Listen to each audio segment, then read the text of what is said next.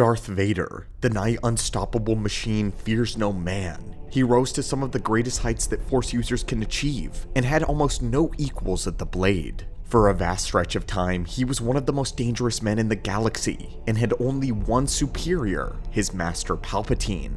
But there was one other that he struggled to defeat in this era, a monster of his own making, an apprentice, Marek. In their many duels, Vader often came out on top, but not without significant difficulty, and there were several instances when he was on the losing end, having to admit defeat before the one that he had trained. This should be impossible based on everything we know about the Dark Lord. So what was it about Marek that caused Vader to struggle so greatly against him? Greetings again, lore junkies, and welcome back to the archives. In today's holocron, we're going to revisit The Force Unleashed in order to answer a question that we've been privately debating for quite some time. So let's jump into exactly why Starkiller was so effective against Lord Vader. In recent months, we've been questioning the legitimacy of Vader's defeats at Starkiller. As powerful as the Apprentice is, Vader is a dark shadow on the galaxy the likes of which history has never seen before. We would have to dig into the ancient Sith to find a threat that comes even close to Vader. As Anakin, he was considered among the greatest duelists in history, and as Lord Vader, he made the consideration a reality. He was so deadly of an opponent that no Jedi could stand against him no matter how accomplished they were. Even before his prime, Vader was slaughtering Jedi Masters left and right. No amount of force tricks or dueling skill availed them because Vader was always just better and more powerful. Discussions are being had as to whether or not Vader could defeat Grandmaster Yoda. But even against Starkiller, there is a very clear skill differential. Galen displays himself as a more primal fighter, but Vader is all technique. He perfected the art of killing Force sensitives to a degree that no other being before him has achieved. And yet, he consistently struggles and even loses against his apprentice. So is it just Marek's cataclysmic power, or is there something more going on? In order to explain this strange phenomenon, we need to use several exhibits from only facts in lore and conclusions that we can draw from those facts. Starting out, we need to examine the time period in which Vader fights Starkiller. Their final duel occurs sometime around the year 1 BBY,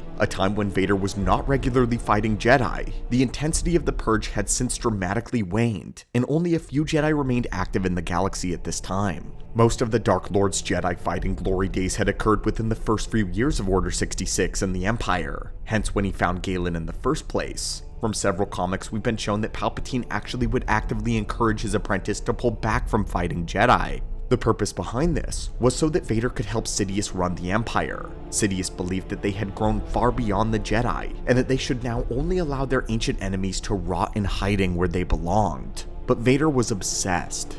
For the majority, it was now supposed to be the job of the Inquisitors to root out the stragglers, and although Vader struggled to accept the order, he eventually conceded and would pull back on the ferocity of his hunt. Since those days, there are a few Jedi popping up here and there, such as when Mara Jade found Anya Kuro, the Dark Woman, and in those rare instances, Vader would act. But it still stands, Vader is not having these life or death fights on a regular basis. His enemies now were blaster-wielding weaklings that were so far beneath him that it was laughable. During this period, Vader's only real practice, ironically, would come from training with Starkiller in secret. He would duel the boy for hours on end until Marek collapsed from exhaustion. But at no point did Vader give the indication of actually having a difficult time in these sessions. It wasn't until the two were fighting seriously on the Death Star did Darth Vader actually begin having issues with Starkiller. And we believe that this is because he was unaccustomed to actually being challenged by another duelist during this time.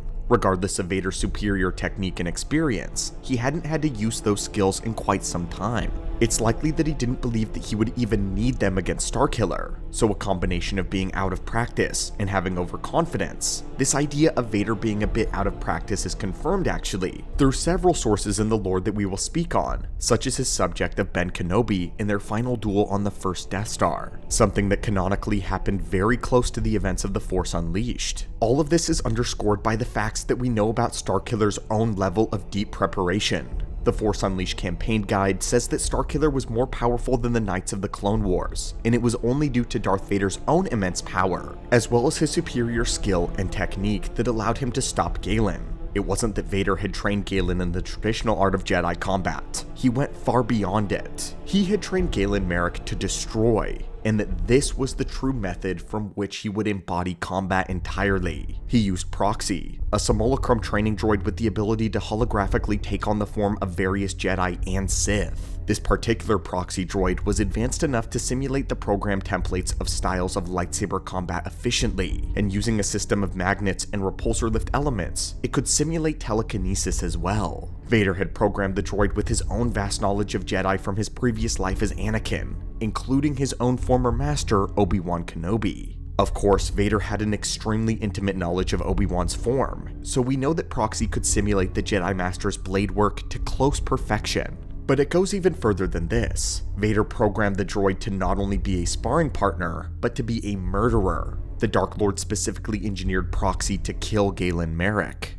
It wasn't as though his simulations were holding him back. Starkiller was fighting Jedi like Obi-Wan who had lethal intent now. So of course, while it was nowhere near the level of the actual Obi-Wan, he was still fighting with the intent to win, the same way that Obi-Wan fought to win on Mustafar. This was the average training session for Starkiller, and he regularly defeated Proxy in open combat. His victories did not come a result of perfect skill, but definitely through sheer power and brutality. So we have to take the idea of Vader being somewhat out of practice and put him up against this Starkiller. The next thing we have to look at, of course, is Galen's potential and his raw power. In Star Wars Insider number 100, it gives us a quote by the creatives behind The Force Unleashed. Here we get an explanation on exactly how strong Galen is. The Apprentice is the photo negative of Luke Skywalker. When the Jedi use the Force, they respect it. They don't overuse it. The bad guys, the Sith, they keep testing their limits. Vader discovered this person who had the potential to be the most powerful Force user ever.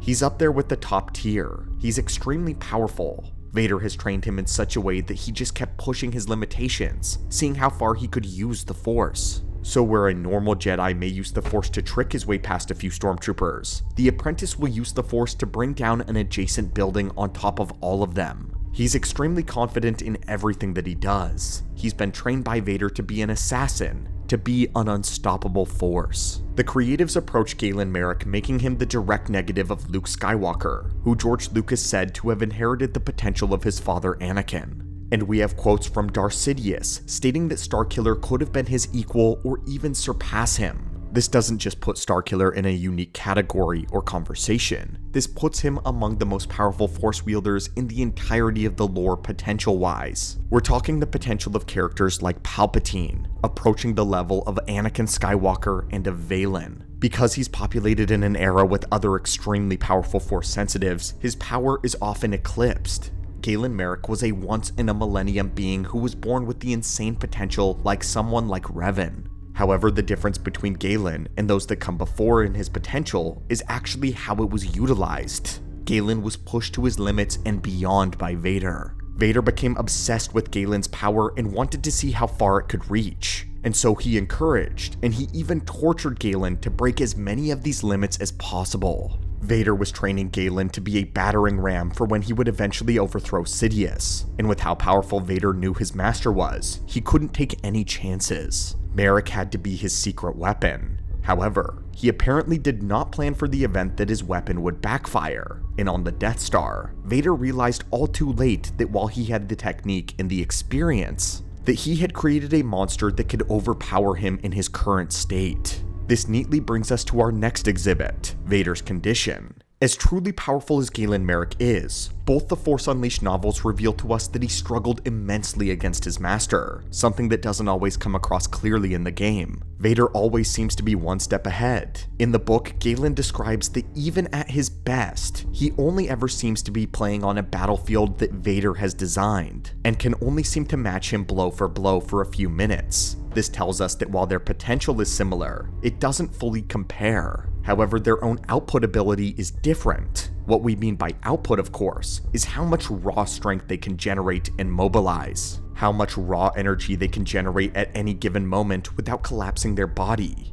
Galen was taught to use as much of his power as possible, keeping it 100% maximum all of the time. Vader, however, had to be much more conscientious of his own power. Due to his cybernetic body, many of the novels and comics shows that Vader has to be careful with exerting himself at risk of damaging his own life support system. But because Starkiller has none of these reservations, the two are placed on equivalent footing. So while Vader actually holds a slight advantage, he's never actually able to use it efficiently because it would severely damage him. This is why in The Force Unleashed 2, he had actually trained the other Starkiller clone as a backup. In the event that Vader is unable to defend himself because of his suit, the Dark Apprentice was to step in and to kill the clone. Our final exhibit is Vader's own training being used against him. The novelization for The Force Unleashed says this about Starkiller. All his life he had been trained to turn fear into anger and anger into power.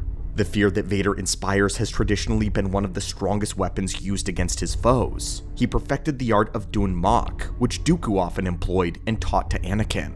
This was the art of using insults or belittling words to get in the opponent's mind and to weaken their stance in the Force. But Vader was wordless. His mere presence inspired enough fear and doubt in all around him. They could see the power emanating from him. What the Dark Lord would come to find out, though, is that when he tried to intimidate Galen, it was turned into power that was then utilized against him. Galen Marek's familiarity with his master and his methods gave him a critical edge here that very few talk about. This is why in The Force Unleashed 2, Vader would begin using Galen's friends, and even Juno Eclipse against him, rather than simply attempting to overpower him outright, attacking him where he's weaker, in the mind.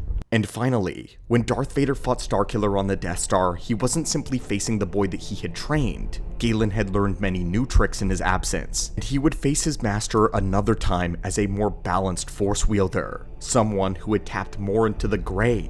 Vader had to fight the perfected version of what Starkiller had become, no longer simply a dark side assassin. In the novel, it is said that following the events of Cloud City, Galen's connection to the Force deepened beyond anything that he had experienced prior. Before, it had only been surface level, pain, rage, hatred, but now he had something to fight for. Upon training with Jedi Master Ram Koda, he learned the mysterious ways of the Force that Vader refused to teach him. This is why Vader trained the clone differently. He trained him with actual Sith techniques, but later he would remember his Jedi training as well. This made him even more dangerous. In the novelization, Starkiller came to realize the true nature of balance when he fought both Sith. Galen managed to let go of his hatred for Vader, and instead, he began to pity him. This empowered Galen and allowed him to drive his master back. This is what the novel reads, as the light side of the Force empowered the young boy.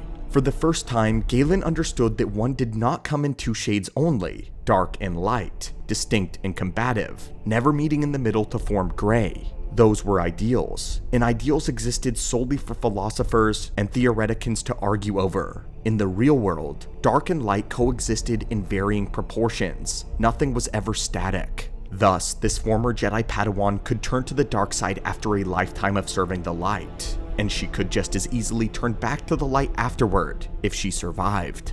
Light, dark, Shaak Ti had tried to tell him. They were just directions. We are always moving, he thought, towards the dark or towards the light.